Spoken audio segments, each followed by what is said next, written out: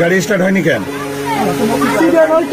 যশোরের ঝিকরগাছা উপজেলার শিওরদাহ বাজারে মোটরসাইকেল ঠিক করে না দেওয়ায় মেকানিককে লক্ষ্য করে এক পুলিশ সদস্য গুলি ছোড়েন বলে অভিযোগ পাওয়া গেছে। মঙ্গলবার সকাল 8:30টার দিকে এ ঘটনা ঘটে। ভুক্তভোগী রিপন হোসেন যশোর সদর হাসপাতালে চিকিৎসা নিচ্ছেন। তিনি শিওরদাহ গ্রামের মতিয়ার রহমানের ছেলে। শিওরদাহ বাজারে তার তরকারির দোকান আছে। এর পাশাপাশি তিনি মোটরসাইকেল মেরামতের টুকটাক কাজ করেন। অভিযুক্ত পুলিশ কনস্টেবলের নাম রিকন হোসেন। তিনি শিওরদাহ পুলিশ ফাঁড়িতে কর্মরত। স্থানীয়রা জানান, ওই পুলিশ সদস্যের মোটরসাইকেল স্টার্ট হচ্ছিল না। তিনি মোটরসাইকেলটি রিপনের কাছে নিয়ে গেলে রিপন বলেন, এটা তিনি ঠিক করতে পারবেন না, ভালো মেকানিক দেখাতে হবে। এতে ক্ষিপ্ত হয়ে ওই পুলিশ সদস্য তাকে লাঠি দিয়ে বেদম প্রহার করেন। এ সময় স্থানীয়রা এগিয়ে গেলে ওই পুলিশ সদস্য রাইফেল উঁচিয়ে গুলি করতে যান।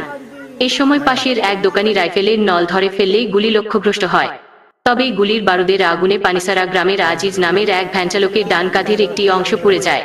রিপন বলেন, গুলি ছোড়ার আগে তাকে লাঠি দিয়ে বেদম মারা হয়। লাঠির আঘাতে তার কান ফেটে রক্ত বের হয়। এই ঘটনার পর স্থানীয় বিক্ষুব্ধ জনতা ওই পুলিশ সদস্যের মোটরসাইকেল ভাঙচুর করে। এক পর্যায়ে তারা ফাঁড়ির সামনে অবস্থান নেয়।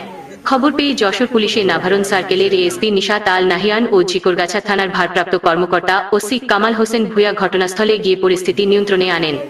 ঝিকরগাছা থানার ওসি কামাল হোসেন ভূঁইয়া বলেন, ওই পুলিশ সদস্য ডিউটিতে যশোর যাচ্ছিলেন। পথে তার মোটরসাইকেল নষ্ট হলে শিওরদাহ বাজারে গ্যারেজে যান। সেখানে লোকজনের সাথে কথা কাটাকাটি, ধাক্কাধাক্কি ও হাতাহাতি হয়। এ সময় অসাবধানতাবশত রাইফেল থেকে গুলি বের হয়ে যায়।